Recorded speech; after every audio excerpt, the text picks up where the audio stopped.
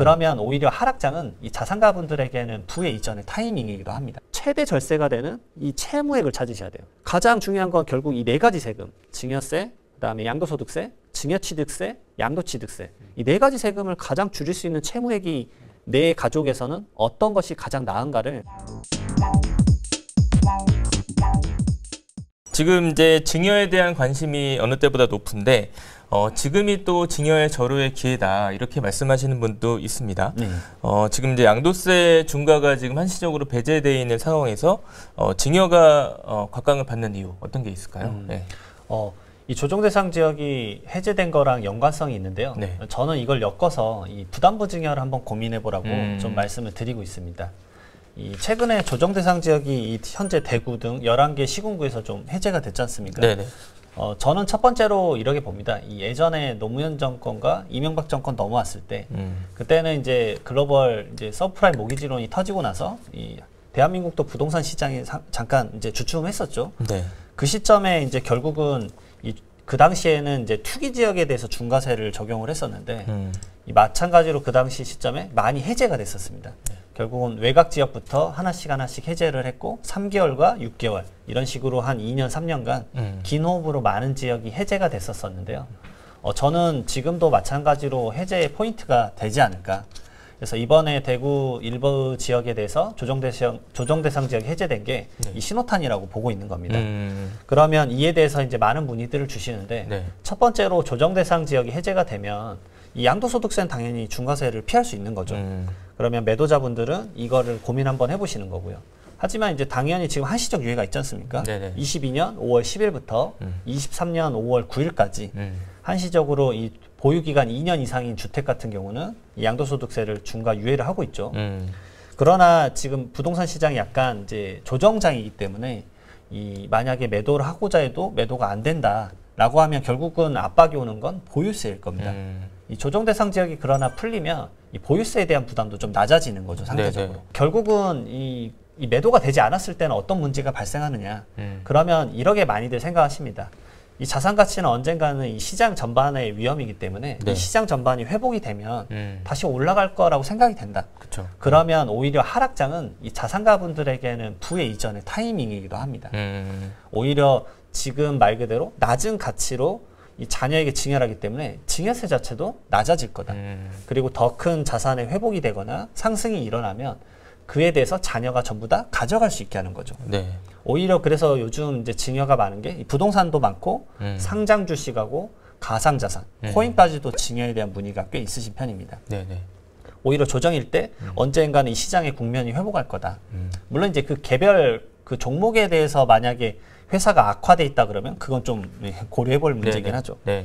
그래서 부담부 증여를 이제 많이 물어보시는 게 이 부담부 증여의 간단한 원리부터 좀 설명을 드리면 이 시가 10억 원의 아파트가 있다라고 했을 때 여기에 근저당권이나 임대차 보증금이 6억 원이라고 가정을 해보겠습니다. 그러면 이 6억 원에 대해서 자녀에게 승계를 할 때는 이 채무를 넘겨받는 과정이기 때문에 결국 유상이전이 되는 거죠. 이 무상이전이 아니고 유상이전이기 때문에 이 부분에 대해서는 이 주는 아버지가 양도소득세를 냅니다. 그런데 이 조정대상 지역이 풀리거나 아니면 지금 한시적으로 중과세 배제가 됐기 때문에 양도소득세를 중과세 적용을 안 받기 때문에 아주 낮은 양도소득세로 부를 이전해 줄 수 있고 자녀는 10억에 대해서 증여세를 내는 게 아니라 4억 원, 차액분인 4억 원에 대해서만 증여세를 내기 때문에 이 세부담이 줄어드는 거죠. 그리고 세금에 대한 당사자도 양도소득세는 아버지, 그다음에 증여세는 자녀이기 때문에 부담이 상당히 완화가 되는 겁니다. 그래서 이런 절세 플래닝을 정말 활용했을 때는 세액 차이가 정말 크게 난다는 걸 알 수 있습니다. 그동안 이제 부담부 증여가 절세 방법이라는 얘기가 많이 있었지만 양도세가 중과되다 보니까 이제 그 부모가 내야 되는 양도 부분이 이제 워낙 많아지다 보니까 오히려 좀 절세가 잘 안 되는 그런 것도 있었는데 지금 이제 이런 조정 대상 지역이 해제되거나 양도세가 한시적으로 배제된 이 기간에 그게 이제 오히려 이득으로 볼 수 있다는 그런 말씀이신 거죠. 근데 조정 대상 지역에서 해제가 되면 증여를 안 하고 보유하는 게 나을까요? 아니면 증여를 그때 기회를 잡아서 하는 게 더 좋을까요? 세대 구성원이 가지고 있는 주택수에 따라서 좀 상황은 다를 것 같습니다.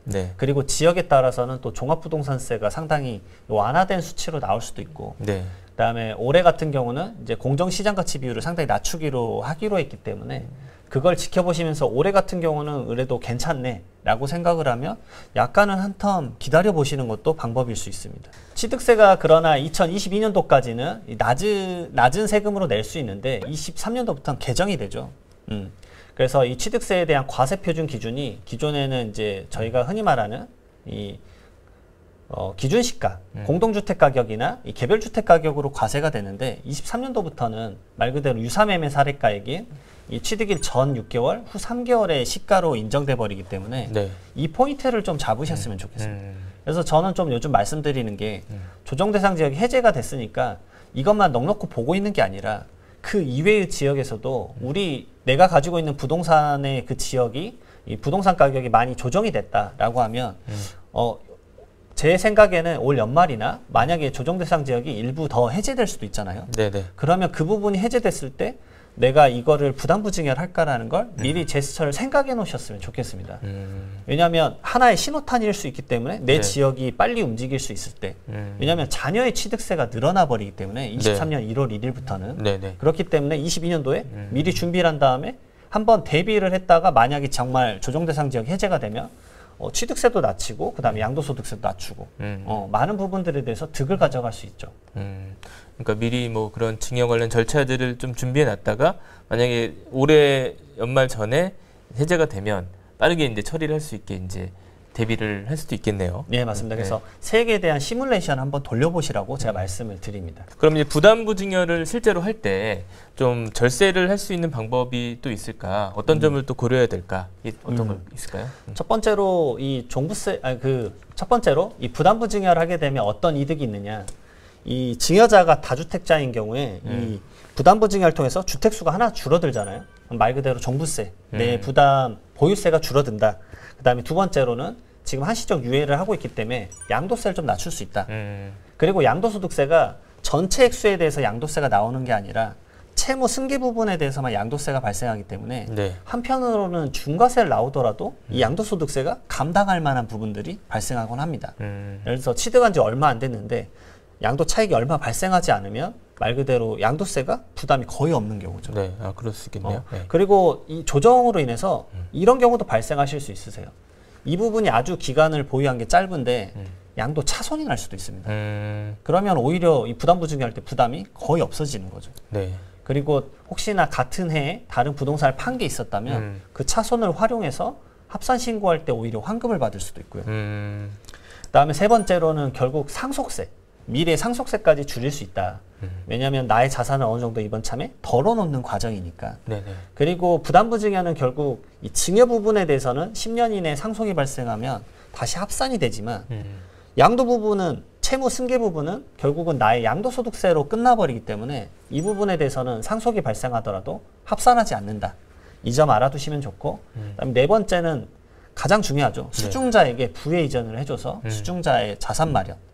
그리고 수중자가 독립된 세대인데 주택이 하나도 없다라고 하면 수중자는 1세대 1주택 비과세를 만들어서 미래에 양도를 하면 이 부의 이전이 완벽하게 세팅될 수 있다. 그러나 이제 부담부 증여할 때 고려사항이 꽤 많습니다. 네네. 아무래도 세금이 절세되는 만큼 체크해야 될 사항이 아주 많으신데요. 이 첫 번째로는 증여자가 다주택자면 양도소득세를 꼭 고려해 보시라. 왜냐하면 조정대상 지역이 계속 해제되지 않고 그 다음에 양도소득세 중과 배제가 내년 이후에 또 1년 더 늘어날지 안 늘어날지는 사실 모르겠어요. 네. 하지만 늘어나지 않는다라고 하면 결국은 그 시점을 놓쳤을 때 내가 내야 되는 양도소득세 부담이 아주 커질 수 있으시겠죠. 네네. 그러니까 그런 예측까지 시뮬레이션을 해보시는 거죠. 그다음에 두 번째로는 취득세 중과. 당연히 이 조정대상 지역 내에서 주택을 이전할 때는 증여자가 다주택자고 조정대상 지역 내 3억 원 이상의 시가 표준액 3억 원 이상의 주택을 증여할 때는 증여 취득세가 4%가 아니라 아주 높은 세율로 12.4% 아니면 13.4%를 적용받으시고요. 그다음 매매 쪽도 마찬가지입니다. 수중자가 주택수에 따라서 1.1%부터 13.4%까지 다양한 세율을 적용받기 때문에 취득세까지 꼭 고민하셔야 됩니다. 그 다음에 이제 세 번째로는 이 자녀의 납부 여력을 꼭 고민하셨으면 좋겠습니다. 결국은 자녀가 증여세랑 취득세를 내셔야 돼요. 그렇죠.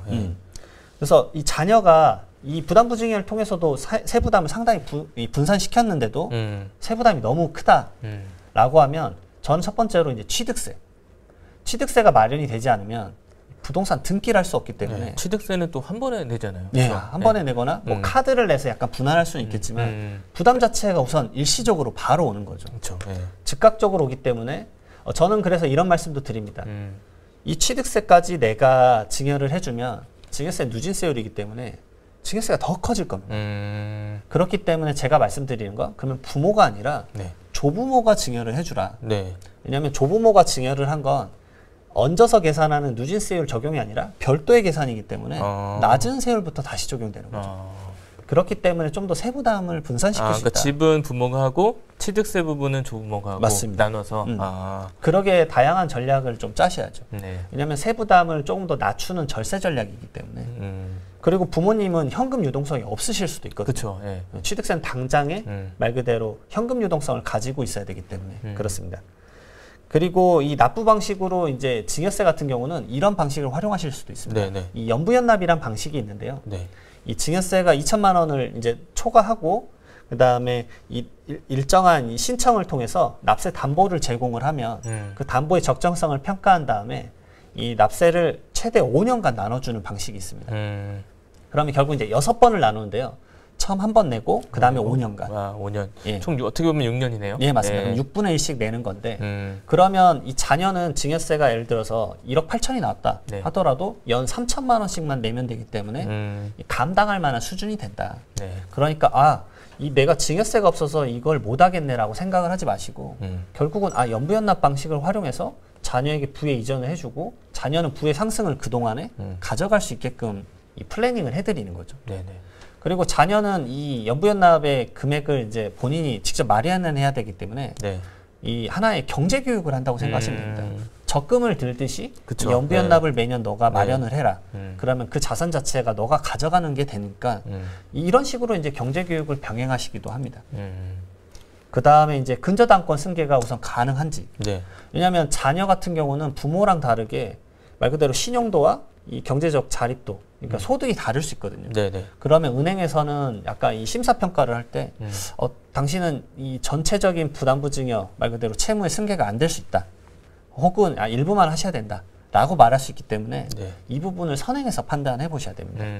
그리고 최대 절세가 되는 이 채무액을 찾으셔야 돼요. 가장 중요한 건 결국 이 4가지 세금, 증여세, 그다음에 양도소득세, 증여취득세, 양도취득세.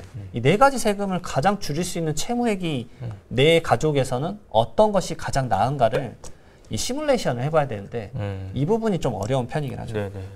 그건 좀 세무사 분들의 도움을 좀 받아야겠네요. 네. 그래서 이 하반기에 만약에 임대차 보증금을 조정할 수 있다. 왜냐하면 곧 지금 전세 대란이 온다고 하잖아요. 네. 그러면은 그 타이밍에 내가 어떤 적정 채무액으로 이번에 조정을 해서 네. 이 부담부 증여를 하면 세금도 줄이고 좀 낫겠구나. 그런 포인트들을 잡으시는 거예요. 무작정 부담부 증여가 싸다고 이 부담부 증여를 했다가 채무를 한 1억만 높이셨으면 세금 몇 천만 원 줄였다라고 하면 그때 느끼는 이제 또 충격감이 크실 수 있거든요. 네네. 그리고 채무를 이제 넘겨주게 되면 자녀가 무조건 갚아야 됩니다. 이 자녀 대신해서 또 몰래 부모님이 갚아주시는 경우가 있는데 네네. 이 국세청에서는 매년 이 그쵸. 채무에 대해서 사후 관리를 하고 있다. 그렇기 때문에 이 눈 가리고 아웅식은 절대 안 된다. 이 주의하셔야 됩니다. 그리고 자녀분은 당연히 자산이 늘어났기 때문에 이 건강보험료 좀 늘어날 수 있다. 그리고 피부양자 자격도 이제 박탈될 수 있다. 이런 점들까지 좀 연결해서 본인의 자산 관리에 대해서 다 어떤 영향이 미칠지 다 파악해 보시고 부담부 증여를 하셨으면 좋겠습니다. 생각보다 고려해야 될 사항들이 적지 않네요. 또 조금만 또 신경 쓰면 또 몇천만 원을 아낄 수 있는 그런 방법도 있고. 네, 맞습니다. 네, 이런 부분들 좀 확인하셔서 증여하실 때 도움 되셨으면 좋겠습니다. 감사합니다. 네, 감사합니다.